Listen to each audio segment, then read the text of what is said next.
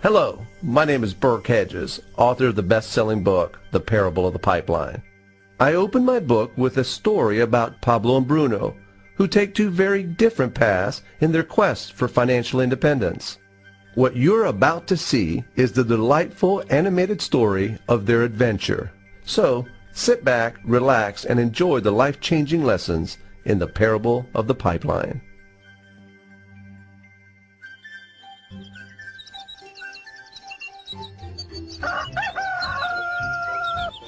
Far away, in a small village, near a beautiful valley, lived two friends, Pablo and Bruno. They were both young and dreamed of a better life for themselves. They'd often discussed their dreams about how they would become the most successful men in the village. They weren't afraid of hard work, and they searched for opportunities to help realize their goals and achieve their dreams. One day, an opportunity presented itself.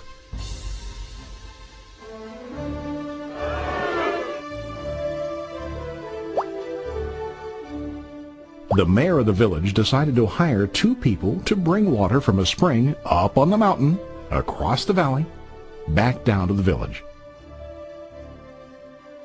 They were to be paid based on the amount of water delivered to the village. Bruno and Pablo enthusiastically got to work. Every day, from morning till evening, they carried buckets to and from the spring. They worked hard, carrying water to the village. In the evening, they'd return home with their day's wages.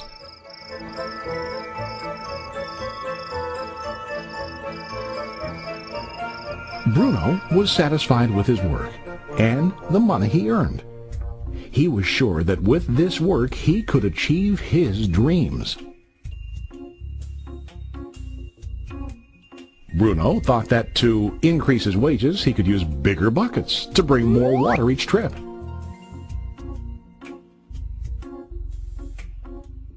He believed with a larger income he would soon be able to buy a cow and the house that he dreamed about.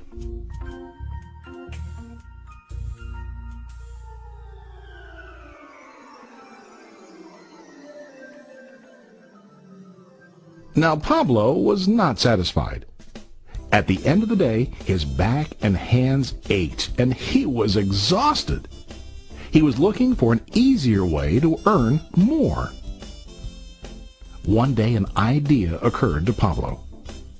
He imagined building a pipeline to deliver the water from the mountain spring to the village. With this pipeline, he could get more water to the village without carrying buckets back and forth from the spring to the village. Soon, he got very excited about his idea and began to plan. Pablo, of course, shared his idea with his friend Bruno and asked him to join with him to work on and help build the pipeline. Bruno thought the idea was crazy. All Bruno could think about was what his money could buy today and how to get it quicker. He felt that building a pipeline would slow him down and delay him in achieving his goals. Instead, Bruno got bigger buckets and went more often back and forth, fetching water. He was sure that with this method, he could make more money.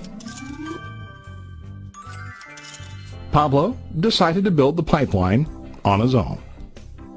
He understood that it would not be easy to build, and it would take time to complete the pipeline.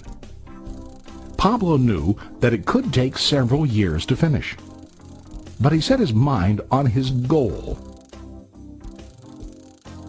Every day he worked and carried water like before. But on weekends and during his spare time, he worked hard to dig in the rocky soil and build his pipeline. In the first month, there was little to show for his work.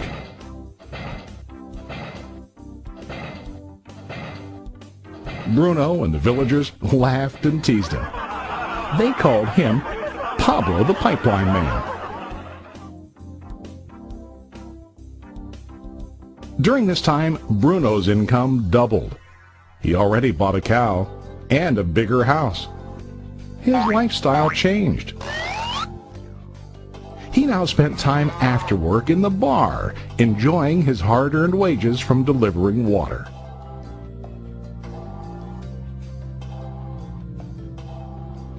What Bruno didn't realize was that his body was starting to stoop from carrying the heavy buckets every day.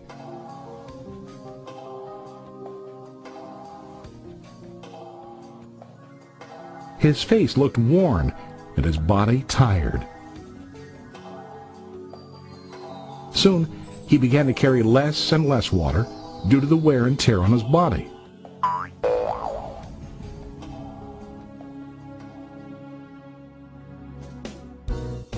Month after month, Pablo worked. Soon a year passed, and then a second year. Finally, Pablo finished his pipeline. He now used his pipeline to deliver water to the village instead of carrying buckets. Pablo was now earning more money than ever before. The water continued flowing to the village, while Pablo wasn't working. While he slept and ate, the water flowed. Pablo was happy and proud of his insight, persistence, and hard work.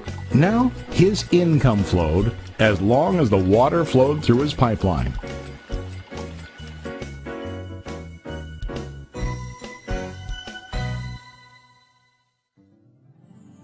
The story of Bruno and Pablo is a reflection of life. Their jobs symbolize what most people do to earn money. Bruno gets his money using buckets. He goes back and forth, carrying his buckets from the spring to the village in exchange for money. To increase his income, he either has to go more frequently to the spring or to use larger buckets. It's common in real life to increase our income by working harder. For example, working overtime or getting a second job. We also increase the size of our buckets by accepting a higher paying position, which often includes spending more time on the job. Most of us exchange time for money like Bruno. We know that every person has only 24 hours in the day and that it's not possible to use all our time to work. The most difficult time comes when we can no longer exchange time for money due to age, health, or other reasons. Then, our income stops. Now let's review what Pablo did.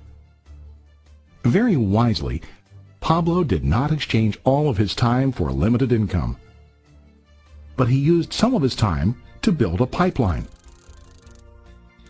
He knew that the pipeline would bring ongoing income as long as the water flowed. An ongoing income that multiplied the time he worked each day.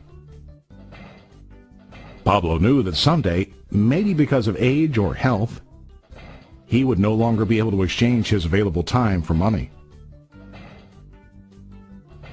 Pablo knew that if he could make his idea of a pipeline work, then he only has to do the hard work of building the pipeline. After the pipeline was completed, Pablo was able to monitor and maintain the flow of water to ensure that his income will continue. Pablo has shown us that to earn an income, we don't always have to directly exchange time for money. There really are better ways. How about you? Are you still like Bruno, who directly exchanges time for money? Or do you want to be like Pablo, building and maintaining a pipeline for ongoing income? If you are interested in the idea of building your own pipeline, contact the person who lent you this presentation. You can start building your pipeline today.